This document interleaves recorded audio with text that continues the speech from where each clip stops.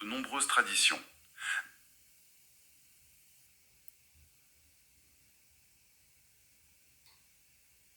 Quand on pense à l'histoire de la philosophie, on a souvent une image en tête, une sorte de grand match. Oui. Dans un coin du ring, le matérialisme. Tout vient de la matière, du concret. Et dans l'autre, l'idéalisme. Tout part de l'idée, de l'esprit. C'est le combat fondateur en quelque sorte. Exactement. On nous présente ça comme le fondement de la pensée occidentale. Et si ce match était truqué depuis le début? C'est un peu la proposition d'un article qui nous a interpellés. Ah oui? L'essai de Safa Katchmaz, Nouvelles approches dans la relation entre théologie et philosophie. L'auteur y fait quelque chose d'assez audacieux. C'est-à-dire? Il retourne voir les textes les plus anciens de l'humanité, les grands mythes de la création, et il nous dit, cette opposition entre matière et idée, elle ne fonctionne tout simplement pas pour les comprendre. D'accord. Notre mission aujourd'hui, c'est de plonger dans cette analyse pour voir comment elle inverse complètement la perspective. C'est ça. L'idée, si j'ai bien compris, c'est que les mythes mésopotamiens ou bibliques, loin d'être idéalistes, seraient en fait profondément matérialistes. Tout à fait. Et que les philosophes grecs, qu'on voit comme les pères du matérialisme, n'auraient finalement rien inventé, ils auraient juste hérité. Voilà. Alors, décortiquons ça. Pour commencer, l'auteur Safa Katchmas, il attaque vraiment le problème à la racine. Oui. Il soutient que cette séparation nette entre matérialisme et idéalisme est une invention, disons, assez tardive, très européenne et finalement assez réductrice. C'est une grille de lecture qu'on plaque sur des textes qui n'ont rien à voir. Exactement, c'est un peu comme essayer de comprendre un poème sumérien avec les règles de la grammaire française. Ça ne peut pas coller. Ah, et c'est là que ça devient vraiment intéressant, non ? Parce que le matérialisme, historiquement, il se définit souvent contre la religion. Il pose la question « Dieu existe-t-il » Oui, Mais si je comprends bien, l'article dit qu'en faisant ça, il est tombé dans un piège. c'est exactement ça. Un piège tendu par la théologie elle-même. En acceptant de débattre sur le terrain de l'existence de Dieu, le matérialisme accepte le cadre de pensée de son adversaire. Et il passe à côté de l'essentiel. Il passe à côté de l'essentiel, de la richesse anthropologique des textes originaux. Kadjamazmas propose de changer complètement la question. Au lieu de se demander si une figure comme Jésus est divine, Oui. il suggère de demander est-ce que ce personnage a créé l'univers? D'accord, je vois la nuance. Ça déplace le débat. On quitte la métaphysique pure pour revenir à l'acte de création lui-même. Précisément. Et ça ouvre la porte à une analyse historique et sociologique. Et ça permet quoi concrètement On peut alors se demander comment une formule comme Israël, premier fils du Père, a pu émerger, Non pas comme une vérité théologique tombée du ciel, mais comme le produit d'une situation sociale, d'une alliance entre tribus, d'une revendication politique. On sort de la philosophie pure pour entrer dans l'anthropologie des croyances. on cherche à comprendre la fonction sociale du mythe en fait. Voilà.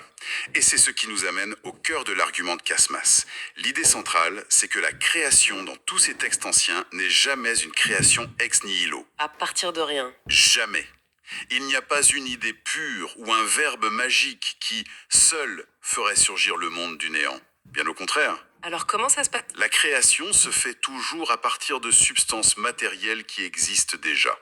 Et souvent, les dieux eux-mêmes sont le produit de cette matière. Donc si je vous suis, les premiers récits de l'humanité ne sont pas l'histoire d'un esprit qui crée la matière, Non, mais de la matière qui s'organise et qui, parfois, produit des esprits. C'est un retournement complet. Est-ce qu'on a des exemples concrets de ça? absolument. Et on voit se dessiner deux grands modes de création matérielle. Le premier, c'est la création par mélange, par transformation d'éléments. D'accord. Prenons un texte fondateur de la culture européenne, la Théogonie d'Hésiode, en Grèce. Le récit ne commence pas avec un dieu penseur. Non, ça commence avec quoi? Il commence avec le chaos, puis immédiatement Gaïa, la terre, une base matérielle, tangible, fertile. Pontos, la mer, n'est pas pensée, elle est littéralement enfantée par Gaïa. C'est un processus biologique. Corporelle. Gaïa n'est pas un concept, c'est un ventre en fait. Voilà. Et Casmas souligne qu'à ce stade, il n'y a ni Dieu, ni idée. Il n'y a que cette substance, la terre vivante. D'accord. Et c'est là qu'il introduit un concept clé. Pour lui, la cosmogonie, donc le récit de la création du cosmos, est en fait une sociogonie. Expliquez-nous ce terme. Sociogonie, ça veut dire que le récit de la création de l'univers serait une métaphore, Pour la création de la société. C'est exactement ça. c'est-à-dire Chaque élément cosmologique, La terre, le ciel, l'eau représenteraient une communauté humaine différente, une tribu, un clan. Le mythe de la création du monde serait en fait le récit codé de l'alliance ou du conflit entre ces groupes. D'accord. Donc Hésiode, qui nous parle de la terre qui enfante la mer, ce serait en fait le souvenir d'un peuple de la terre. Oui, peut-être les Sumériens, Mhm. qui s'allient ou donnent naissance à un peuple de la mer. C'est fascinant. Et est-ce qu'on retrouve cette idée dans les grands mythes mésopotamiens? Clairement. Si on regarde l'épopée babylonienne de l'Unuma Elish, c'est encore plus explicite. Ah oui, La création débute par le mélange de deux types d'eau. Apsu, l'eau douce des fleuves, et Tiamat, l'eau salée de la mer. d'accord. Un mélange matériel. Et de leur union naissent les premiers dieux, l'Amu et l'Aamu. Et l'article nous donne une traduction de ces noms qui est tout sauf abstraite. C'est-à-dire... Chair humaine masculine et chair humaine féminine. Ah oui, on part de l'eau pour arriver directement à la chair. On est vraiment dans le concret. Exactement. Et ça me fait penser, plus tard, le philosophe grec Thalès dira « tout est eau ». On a l'impression qu'il invente quelque chose, mais en fait, l'idée était déjà là, non? Elle était là, mais différemment. C'est un point que l'analyse de Katchmaz éclaire brillamment. Thalès parle de l'eau comme d'un concept philosophique, abstrait. Oui, Mais dans l'Anuma Elish, la distinction est cruciale et très pratique. L'eau froide du fleuve Apsu était utilisée pour certains rituels, d'accord. tandis que l'eau chaude et salée, Tiamat, était liée à d'autres pratiques, peut-être le sacrifice par ébullition. Cette nuance matérielle, rituelle, a été complètement gommée par la philosophie des siècles plus tard. On a perdu le sens pratique pour ne garder qu'une idée abstraite. C'est ça. Mais il y a un second mode de création encore plus viscéral, que l'on trouve dans ces textes. Lequel? La création par le sacrifice. C'est-à-dire qu'on ne se contente plus de mélanger des éléments, on démembre un corps pour créer le monde. Exactement. Et l'exemple le plus frappant vient justement de l'Enuma Elish. Après une guerre céleste, la déesse primordiale Tiamat est vaincue. Et Le dieu Marduk la tue et utilise son cadavre pour construire l'univers. Avec une moitié, il fait le ciel, avec l'autre, la terre. le monde est littéralement fabriqué à partir des restes d'une déesse. C'est ça. Et dans un autre texte, l'épopée d'Atrahasis, c'est encore plus direct. Pour créer l'humanité, les dieux sacrifient l'un des leurs, Willa, et mélangent son sang et sa chair à de l'argile. Nous serions donc faits du sang d'un dieu sacrifié. C'est une vision du monde assez brutale quand même. L'univers ne serait pas le fruit d'une harmonie, mais d'une série de meurtres rituels. Ça change tout. Et cette idée de sacrifice créateur, est-ce qu'elle se limite à la Mésopotamie? Pas du tout, c'est un schéma qu'on retrouve dans de nombreuses traditions. Dans l'Avesta, le texte sacré du zoroastrisme, la création découle du sacrifice d'un bœuf primordial. D'accord. L'article va même plus loin en analysant un passage sur un déluge d'hiver noir où l'on parle de sacrifier les meilleures semences d'animaux, d'oiseaux et du feu rouge flamboyant. Les meilleures semences, c'est une interprétation extrêmement forte et assez sombre. Est-ce que l'auteur apporte des preuves solides pour cette idée de sacrifice d'enfants? Parce que c'est bien de ça qu'il s'agit, non? Ça pourrait choquer. C'est présenté comme une interprétation basée sur le décodage de ce langage symbolique. L'argument est que dans une logique sacrificielle, la semence la plus précieuse, celle qui a le plus de pouvoir, serait l'enfant. C'est une lecture radicale, c'est certain. D'accord. Et ça nous amène logiquement à la Torah, au livre de la Genèse. C'est l'exemple qui vient tout de suite à l'esprit quand on pense à une création par la parole. Que la lumière soit... Le contre-exemple parfait, en apparence, Comment l'article intègre-t-il ce texte? c'est là que l'analyse devient la plus iconoclaste. Casmaz montre que même dans la Genèse, les éléments matériels sont omniprésents. Avant toute parole, l'Esprit de Dieu se meut à la surface des eaux.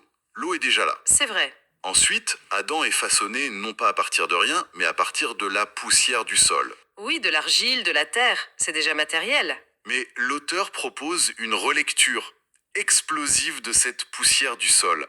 C'est-à-dire... Selon lui, il ne s'agirait pas de simple terre, mais des cendres d'un être humain sacrifié par le feu. Adam ne serait donc pas le premier homme.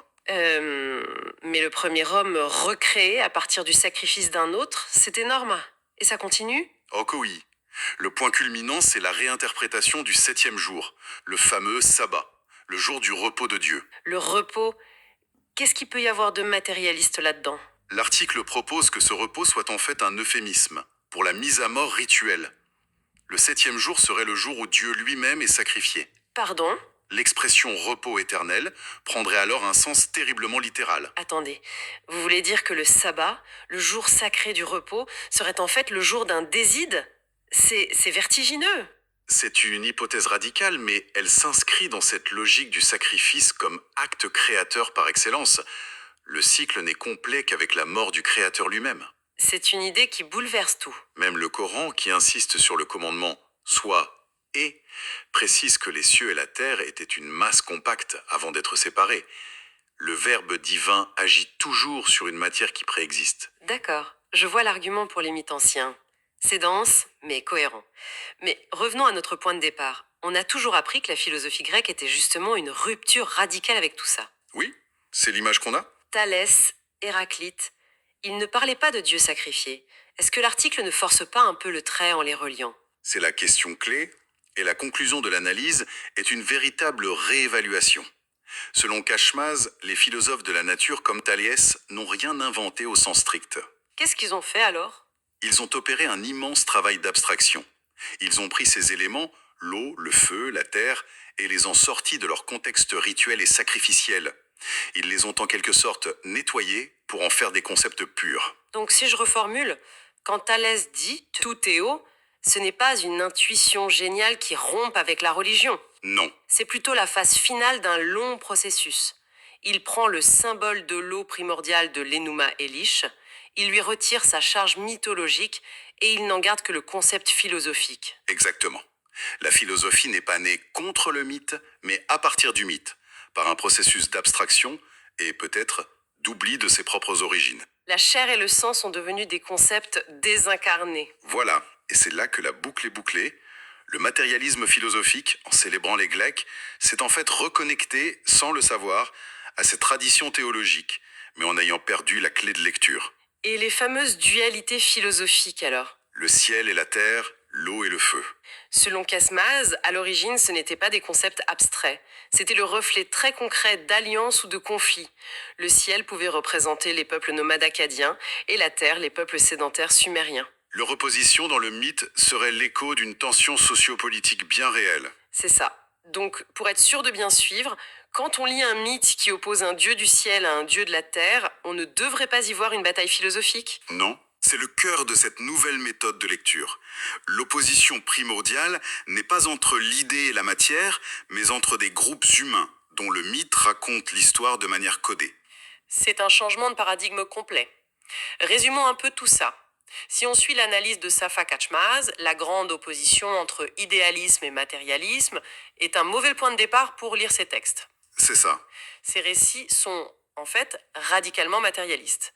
Tout y est question d'éléments, de corps, de sang, de chair et de sacrifice. Et par conséquent, le cadre philosophique occidental classique est insuffisant pour saisir cette complexité. L'article propose une lecture anthropologique qui révèle l'origine sociale et rituelle de nos plus grands mythes. La vraie tension n'est donc pas matière contre idée. Non, mais le reflet des dynamiques des guerres et des mariages entre les premières sociétés humaines. Cette réinterprétation du jour de repos de Dieu comme le jour de son propre sacrifice rituel est sans doute l'idée la plus dérangeante de l'article. C'est certain. Et ça m'amène à une dernière réflexion, une pensée pour la route. Si dans nos textes les plus sacrés, le concept de repos signifiait à l'origine la mort et le sacrifice, qu'est-ce que cela dit de notre conception moderne du repos, des vacances? C'est une bonne question. Avons-nous hérité d'un mot dont le sens premier, profond et peut-être un peu terrifiant, a été complètement effacé par les millénaires, au point qu'il signifie aujourd'hui son exact contraire?